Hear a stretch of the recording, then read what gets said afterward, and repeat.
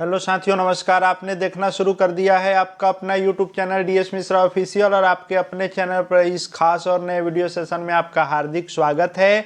और यह वीडियो संबंधित होगा बिहार विधानसभा चुनाव 2025 से।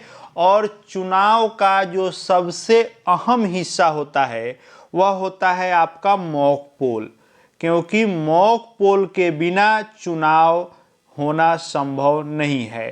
तो मॉक पोल जो सबसे महत्वपूर्ण और अहम हिस्सा है इस चुनाव का भी, इस मॉक पोल का यह मास्टर वीडियो होगा। और मॉक पोल से संबंधित A to Z जानकारी आपको कंप्लीटली देने वाला हूं कि क्या क्या करना होगा, प्रोसेस क्या होगा, किसके बाद क्या करना होगा, क्या करें क्या नहीं करें। मॉक पोल की पूरी कंप्लीट जानकारी आपको इस वीडियो में मिलेगी, तो वीडियो आपके लिए बहुत जरूरी होगा। अंत तक मेरे साथ बने रहेंगे और यदि चैनल से अब तक नहीं जुड़े होंगे तो चैनल को सब्सक्राइब करके बेल आइकन को प्रेस कर लेंगे, ताकि आगे भी आपको हर महत्वपूर्ण वीडियो की जानकारी मिलती रहे। तो इसके पहले चुनाव से संबंधित कई सारे वीडियो मेरे द्वारा लाए गए हैं, जिसमें एक ये भी था कि CU, BU और VVPैट की कंप्लीट जानकारी का मास्टर वीडियो मैंने लाया था कि किसको कैसे कनेक्ट करना है, क्या क्या इसमें सावधानी करनी है, कौन कैसे जुटेगा, कैसे इसका क्या होगा। यदि उसको आपने नहीं देखा होगा तो प्लेलिस्ट में चुनाव सेक्शन में जाकर आप देख सकते हैं, या अन्य भी लगातार चुनाव से संबंधित वीडियो आ रहे हैं जो आपके काम के हैं, तो चुनाव वाले सेक्शन में जाकर के आप जरूर देखते रहें यदि मतदान कर्मी आप हैं तो आइए इस वीडियो में मैं ये शुरू कर रहा हूं कि मॉक पोल के दौरान और मॉक पोल के बाद क्या क्या कार्य आपको करना है। तो मॉक पोल चुनाव के दिन का सबसे शुरुआती और सबसे महत्वपूर्ण काम मॉक पोल का आयोजन। इसका जो टाइमिंग होता है वह वास्तविक मतदान शुरू होने से 90 मिनट पहले शुरू करना होता है। यानी 7 बजे सुबह से आपको वास्तविक मतदान शुरू करने हैं, तो आपका मॉक पोल शुरू करने का टाइमिंग हुआ 5:30। अगर 7 बजे टाइमिंग है तो 5:30 में आपको मॉक पोल शुरू करना है। लेकिन कब? जब कम से कम 2 पोलिंग एजेंट उपलब्ध हों तो आप 5:30 में शुरू कर सकते हैं।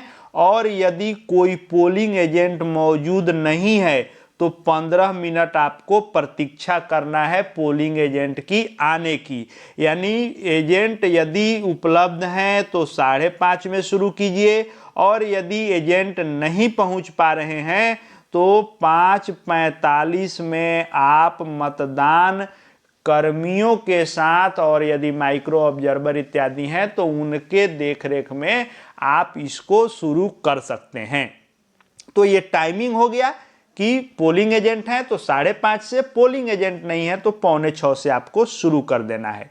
चूंकि सारी प्रक्रिया 7 बजे से पहले कंप्लीट करनी है, इसलिए जानकारी स्पष्ट क्लियर होनी चाहिए, कोई किंतु परंतु नहीं हो, ताकि स्पीडली आप और स्मूथली काम को अंजाम दे सकें। सबसे पहला काम, दिखाएं कि वीवीपैट स्लिप कंपार्टमेंट खाली है। यानी वीवीपैट का जो पर्ची वाला सेक्शन है जहां पर्ची कट के गिरेगा, उस जगह पर आपको पहले दिखा देना है कि यह जगह बिल्कुल खाली है, इसमें कोई पहले से पर्ची मतदान की नहीं है। यह पोलिंग एजेंट को दिखा दें कि यह पर्ची खाली है। उसके बाद आपको पहले वीवीपैट को ऑन कर लेना है पीछे से। कैसे क्या करना है उसके बारे में पूर्व में वीडियो मैंने बताया था। उसके बाद आपको CU का स्विच ऑन करना है, यानी कंट्रोल यूनिट को उसके बाद आप ऑन कर लें। उसके बाद कंट्रोल यूनिट का टोटल बटन दबाएं, और टोटल बटन दबा करके CU में 0 वोट दिखाएं। जैसे ही आप टोटल बटन दबाएंगे तो आपको CU में दिखाएगा कि इसमें 0 वोट है, यानी यह इस चीज का साक्ष्य होगा कि पहले से इसमें किसी प्रकार का कोई मत नहीं है।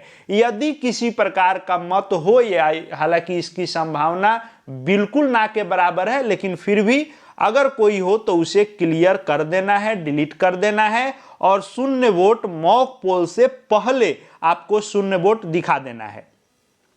उसके बाद आपको नोटा सहित सभी अभ्यर्थियों को कम से कम 50 वोट डालने हैं, और प्रत्येक अभ्यर्थी सहित नोटा को दिए गए वोटों की संख्या कागज रजिस्टर पर मैनुअल रूप से दर्ज करें। पोलिंग पार्टी में या तो P1 जो होंगे उनको, या किसी भी व्यक्ति को आप पोलिंग पार्टी में से दें कि वे लिखते रहें। पोलिंग एजेंट हैं तो उनसे भी आप जो है बैलेट यूनिट से वोट दिलवा सकते हैं, पीठासीन है वो भी जो है दे सकते हैं, लेकिन कोई एक व्यक्ति हो जो इसको मैनुअली दर्ज करे। 50 वोट कम से कम आपको डालने हैं।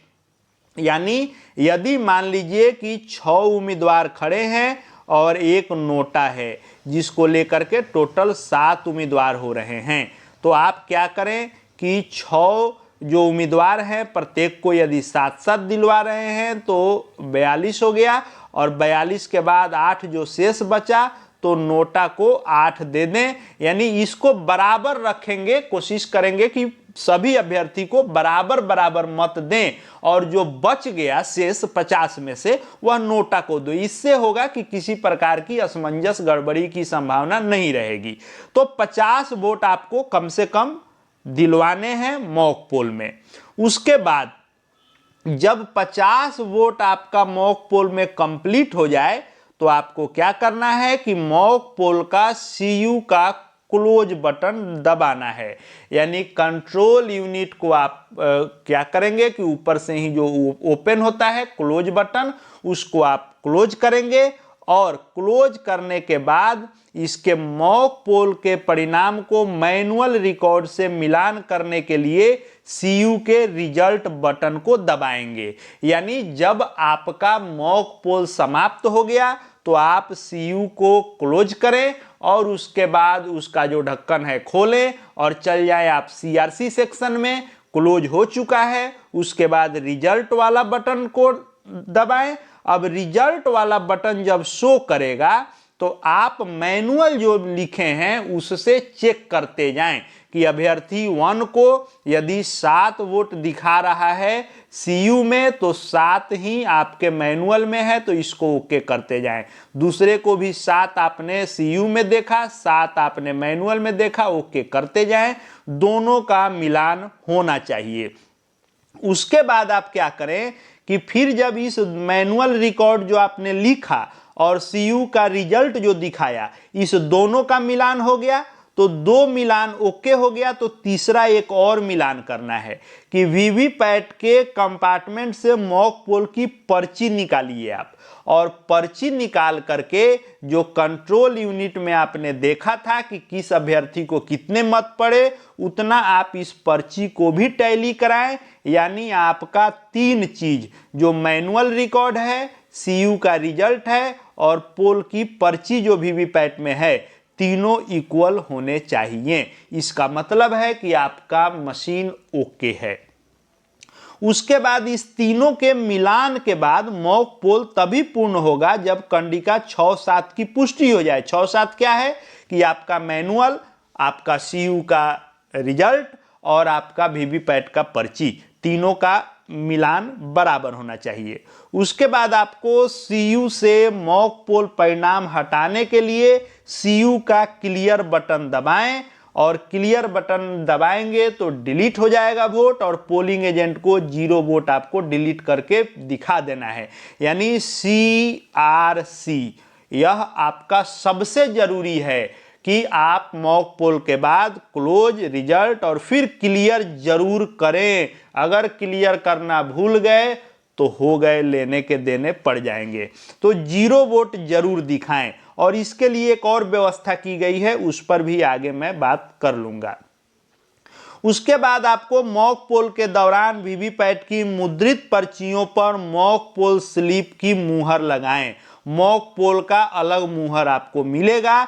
जितनी पर्चियां हैं, 50 मॉक पोल कराएं या उससे ऊपर कराए हैं, सभी के पीछे मॉक पोल का मुहर जरूर लगाएंगे।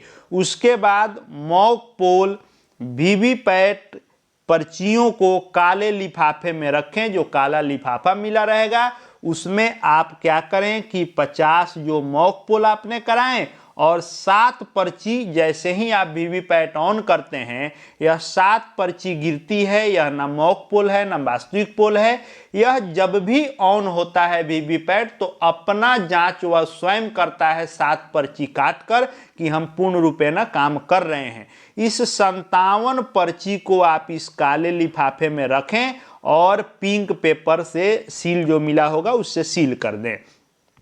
फिर आप सीयू को स्विच ऑफ कर दें। जब ये सारी प्रक्रिया हो गई तो एक बार ऑफ करें। फिर वीवीपैट का खाली ड्रॉप बॉक्स पोलिंग एजेंट को दिखाएं कि देख लीजिए मॉक पोल संपन्न हो गया, सारा मुंह मिल रहा है, तीनों चीजें इक्वल हो गई। वोट आपको फिर से हम सीयू में 0 दिखा चुके। अब इसके बॉक्स को देख लीजिए, अब इसमें किसी प्रकार की पर्ची नहीं है। इन सभी चीजों से आप पोलिंग एजेंट को संतुष्ट कर देते हैं तो फिर उसके बाद आप वीवीपैट के उस बॉक्स को सील कर देंगे। उसके बाद वह नहीं खुलेगा। उसके बाद आप मॉक पोल सर्टिफिकेट जो पीठासीन अधिकारी की रिपोर्ट भाग 1 है उसको ध्यानपूर्वक आपको भरना है और इस पर सभी मतदान अधिकारी जो P1, P2, P3 हैं और प्रिजाइडिंग सबका सिग्नेचर होगा, साथ में पोलिंग एजेंट का भी हस्ताक्षर होगा। यह एकदम मस्ट आपको कर लेना है। आपको उसी समय ये करके रख लेना है। अब है कि मॉक पोल संबंधी प्रतिस्थापन प्रोटोकॉल एरर संबंधित जो चीजें हैं, ऐसा स्थिति आए नहीं, लेकिन आना स्वाभाविक है, आ भी सकता है। तो यदि किन्हीं के पास ऐसी समस्या आ जाती है कि मॉक पोल के दौरान यदि किसी मशीन में खराबी आपको आ गई तो सिर्फ उसको ही बदला जाएगा। यानी बीयू काम नहीं कर रहा है तो केवल बीयू बदले, सीयू नहीं काम किया तो सीयू बदले, वीवीपैट नहीं काम किया तो वीवीपैट बदले। लेकिन जब यह वास्तविक मतदान शुरू हो जाएगा तो उसके बाद यदि सीयू बीयू नहीं काम करेगा तो सबको बदला जाएगा और वीवीपैट नहीं काम करेगा तो सिर्फ वीवीपैट को बदला जाएगा। बैटरी किसी की बदलनी होगी तो सिर्फ बैटरी बदला जाएगा। उसके बाद क्या नहीं करना है इसको आप जान लें। तो कम से कम 50 वोट डाले बिना मॉक पोल बंद न करें। यानी आप पहले सभी मिलान कर लें कि 50 वोट हो गया है, उसके बाद ही मॉक पोल समाप्त करें। सीयू से मॉक पोल डेटा क्लियर किए बिना वीवीपैट के ड्रॉप बॉक्स से मॉक वीवीपैट पर्ची निकाले बिना वास्तविक मतदान शुरू न करें। यानी सीयू से आप सीआरसी किए बिना और वीवीपैट से मॉक पोल की पर्ची निकाले बिना वास्तविक मतदान शुरू नहीं कर सकते हैं, क्योंकि यही साक्ष्य है आपके ईवीएम की सत्यता का, उसके जो है निष्ठता का, कि आपका ईवीएम सही तरीके से काम कर रहा है। अब इसको लेकर के कि आप क्लियर करना न भूलें, मैंने ऊपर कहा था कि बाद में इसको बताऊंगा, तो आप जान लीजिए कि इस बार नया एक चीज ऐड किया गया है कि 17A रजिस्टर में पहला वोटर के मतदान से पहले आपको लिखना है उस पर शपथ की तरह कि मैंने मॉक पोल के बाद प्रथम मतदान से पहले सीयू को जो है क्लियर किया और 0 वोट पाया। ये लिख के पीठासीन पदाधिकारी और प्रथम मतदान पदाधिकारी का सिग्नेचर होगा। उसके बाद ही वास्तविक मतदान शुरू होगा। उसके बाद है कि वीवीपैट मॉक पर्चियों को बिना मोहर लगाए न रखें। उसी समय मोहर लगा के रख दें। ये मत सोचे कि बाद में लगाएंगे, दिमाग से उतर भी सकता है। तो उसी समय मोहर लगा कर रख दें। जब मॉक पोल चल रहा हो तो सीयू का स्विच ऑन ऑफ न करें। उस दौरान कोई भी मशीन से छेड़छाड़ नहीं होनी चाहिए। इसके लिए पिछले वीडियो में भी मैंने बताया था कि एक जगह तीनों मशीनें रख के नहीं करें आप मॉक पोल। जिसको जहां एडजस्ट करना है फाइनल मतदान के लिए उस तरह से रखकर ही मॉक पोल कराएंगे, किसी प्रकार का एरर गड़बड़ी नहीं होगा। उसके बाद जब मॉक पोल चल रहा हो तो किसी भी तरह का कनेक्ट डिस्कनेक्ट केबल इत्यादि नहीं करें और इस तरह से आप मॉक पोल को ससमय संपादित करके तब वास्तविक मतदान को शुरू करेंगे। तो सिर्फ मॉक पोल के आयोजन से संबंधित यह मास्टर वीडियो था। आशा है मॉक पोल से संबंधित कोई प्रश्न नहीं बचे होंगे। किसी प्रकार के प्रश्न यदि मॉक पोल से संबंधित हैं तो कमेंट बॉक्स में जरूर आप रखेंगे। पूरी कोशिश होगी समुचित उसका समाधान या जवाब देने का। आगे भी सभी महत्वपूर्ण जानकारी वीडियो देखते रहने के लिए चैनल से जुड़ जाएंगे। चैनल को सब्सक्राइब करके बेल आइकन को प्रेस कर लेंगे। साथ ही हमारे Telegram channel DS Mishra official से जुड़ सकते हैं, वहां भी हर अपडेट आपको मिलते रहेंगे। इस वीडियो को देखने के लिए आपका बहुत बहुत धन्यवाद।